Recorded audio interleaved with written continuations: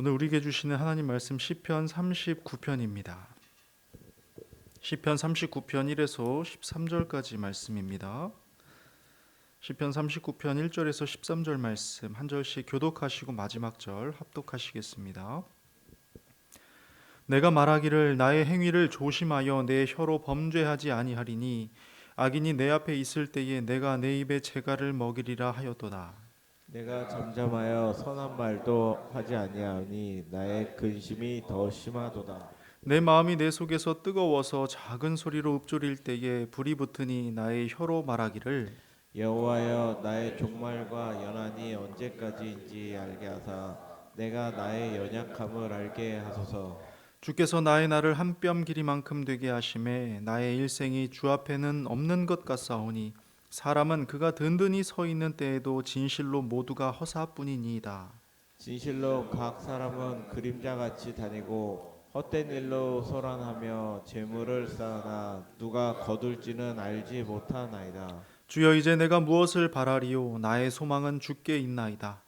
나를 모든 죄에서 건지시며 우매한 자에게서 욕을 당하지 아니하게 하소서. 내가 잠잠하고 입을 열지 아니함은 주께서 이를 행하신 까닭이니이다. 주의 징벌을 나에게서 옮기소서. 주의 손이 치심으로 내가 쇠망하였나이다. 주께서 죄악을 책망하사 사람을 징계하실 때에 그 영화를 좀먹음같이 소멸하게 하시니 참으로 인생이란 모두 헛될 뿐이니이다. 여호와여, 나의 기도를 들으시며 나의 부르짖음에 귀를 기울이소서. 내가 눈물 흘릴 때 잠잠하지 마옵소서. 나는 주와 함께 있는 나그네이며 나의 모든 조상들처럼 떠도나이다. 함께 봅니다. 주는 주는 나를 나를 용서하사 용서하사 내가 내가 떠나 떠나 없어지기 없어지기 전에 전에 나의 나의 건강을 건강을 회복시키소서. 아멘. 인생무상이라는 말이 있습니다. 이 네 글자가 담고 있는 의미를 아십니까? 삶에 영원한 것은 없다. 인생의 덧없음을 압축한 사자성어입니다. 우리가 이뤄낸 모든 성취도 언젠가는 잊혀지고 사라지며 권세나 명예조차 한순간일 뿐이라는 것, 결국은 덧없고 허무하다는 뜻입니다. 한 플랫폼 방송을 통해서 100억대 부자가 된 인플루언서의 인터뷰를 보았습니다. 그녀는 말했습니다. 하고 싶은 일, 사고 싶은 것, 가고 싶은 곳, 무엇이든 다 해봤어요. 좋았고 즐거웠고 만족스러웠죠. 그런데 이 감정이 몇 년을 못 가더라고요. 그녀는 계속해서 삶의 허무함을 토로합니다. 해본 모든 일들이, 소유했던 모든 것들이 결국에는 식상해지더라고요. 끝까지 남은 것이라곤 타인과의 비교에서 오는 우월감이 전부였습니다. 그런데 이마저도 나 스스로가 만들어낸 우월감이라는 걸 깨달았을 때 삶의 의미가 사라지는 것을 느꼈습니다. 언제부턴가 기능 이상의 것을 갈망하는 시대가 되었습니다. 실제로 쉬운 예로 자동차의 기능이 필요해서 그 기능에 맞는 합리적인 구매를 하는 사람이 있는가 하면 기능 이상의 것을 욕구하여서 큰 지출을 감수하고서라도 우월감이라는 옵션을 구매하는 사람이 있습니다. 흔히 하차감이라고 하던가요? 그런데 이런 일은 의식주 모든 영역에서 일어나는 현상입니다. 그런데 솔직해져 본다면 이 우월감은 내가 만들어내는 감정입니다. 일종의 허상일 뿐이라는 것이죠. 그래서 이것을 깨달은 사람은 금세 우울감과 허무함을 토로하게 됩니다. 왜냐하면 이것들은 본질이 아닐 뿐더러 영원하지도 않기 때문이죠. 여러분 혹시 이런 생각 해본 적 있으신가요? 내가 지금까지 추구해온 것들이 과연 어떤 의미가 있을까? 이 모든 노력과 성취가 결국 무엇을 남기는 것일까? 마틴 루터 킹은 이렇게 말합니다.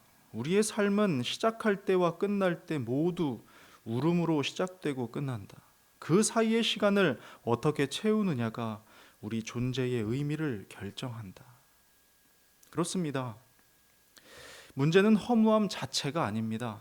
문제는 그 허무함을 어떻게 직면하느냐겠죠. 오늘 본문의 다윗은 바로 이 지점에서 우리와 만나게 됩니다. 그는 인생의 허무함을 절절히 토로하면서도 동시에 그 허무함 너머에 있는 영원한 소망을 발견하게 되죠. 먼저 본문의 저자는 4절에서 이렇게 고백합니다. 여호와여, 나의 종말과 연한이 언제까지인지 알게 하사 내가 나의 연약함을 알게 하소서. 알게 되었다는 것입니다. 다윗은 본질을 알게 됐고 영원한 것에 대해 알게 되었습니다.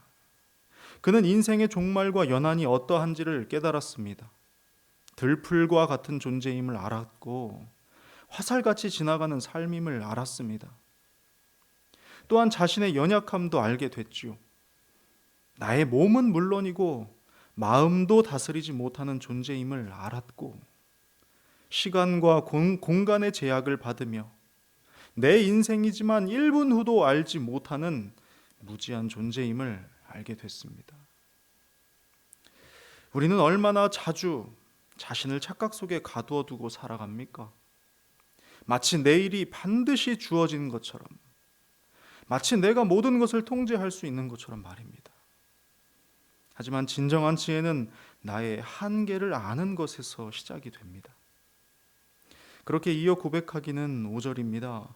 주께서 나의 날을 한 뼘 길이만큼 되게 하심에 나의 일생이 주 앞에는 없는 것 같사오니 사람은 그가 든든히 서 있는 때에도 진실로 모두가 허사뿐이니이다. 한 뼘 길이만한 삶. 인생이 강건해야 80이라지만 창조의 역사에 비춰볼 때 얼마나 보잘것없는 것인지를 깨닫습니다. 아무리 든든히 서 있는 것 같아도 결국에 마주하는 죽음 앞에서 진실로 모두가 허사라는 걸 깨닫는 것입니다. 하나님 앞에서 우리의 일생은 한 뼘에 불과하다는 것을 말이죠. 만약 지구의 역사를 24시간으로 압축한다면 인류의 역사는 몇 초에 불과합니다. 그리고 개인의 일생은 눈 깜짝할 사이도 되지 않죠. 그렇게 6절에 기록하기는 사람의 인생이 그림자와 같고 헛된 일로 소란하는 것과 같고 재물을 쌓아도 자기 것이 아니라는 말을 하는 것이겠죠. 자, 그렇다면 헛되고 헛되니 모든 것이 헛된 것일까요? 정말 인생 무상인 것일까요? 이토록 허무한 인생이라면 과연 무엇을 붙잡아야 하고 무엇을 목표해야 하고 무엇을 위해 살아야 하는 것일까요?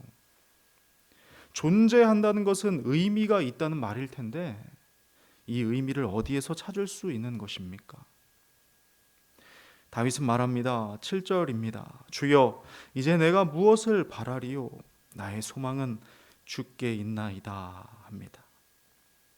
내가 무엇을 바라리요? 내가 무엇을 바라리요? 나의 소망은 주님께 있다.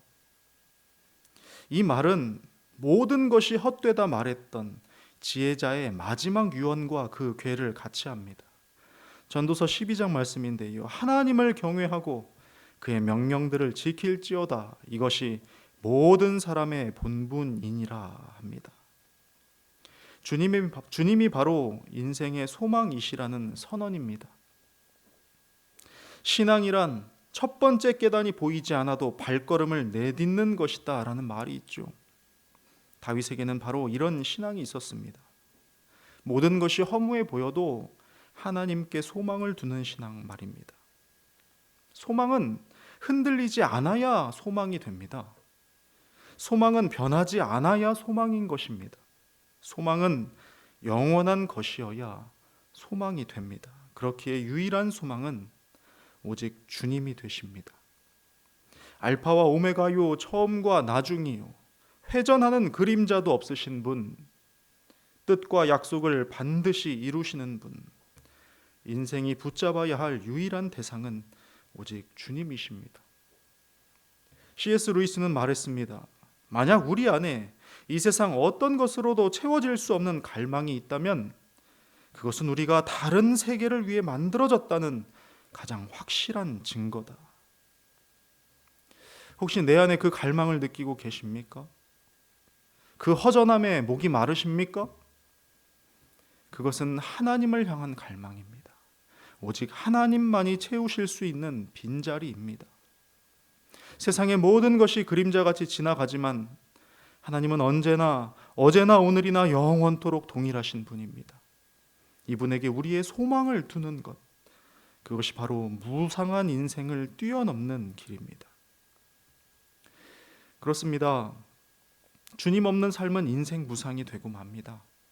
삶이 공허한 이유, 텅 빈 것 같은 이유, 무엇으로도 채울 수 없는 이유는 이 땅에 영원한 것이 없기 때문입니다.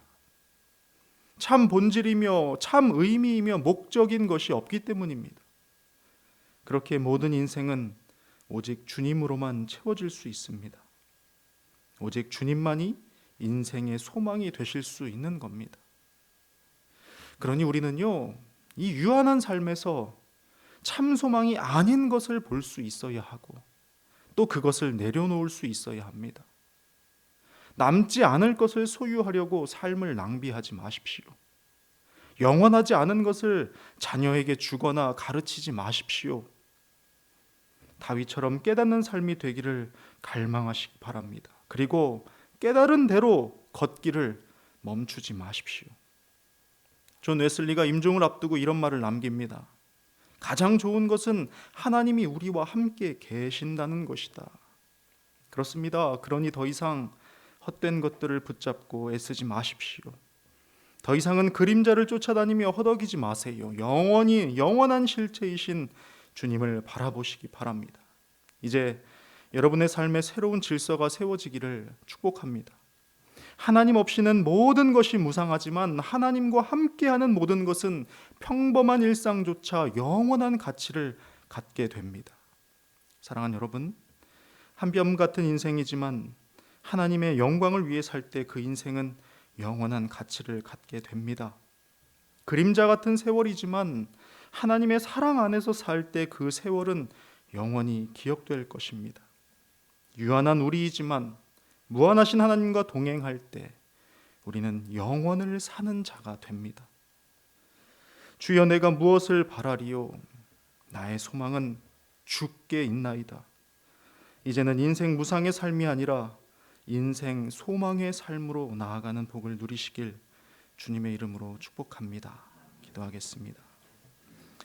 하나님 아버지, 우리의 소망이 무엇인지 분명하게 말씀하여 주시니 감사합니다. 영원히 사라지지 않을 것, 영원히 빛나고 아름다운 것이 무엇인지 우리에게 말씀하여 주셨사오니 그것을 붙잡고 오늘 하루 살아낼 수 있도록 도와주시옵소서. 주님이 우리의 모든 것 되시오니 주여, 우리와 오늘도 동행하소서. 감사드리며 예수님의 이름으로 기도드립니다. 아멘. 하늘의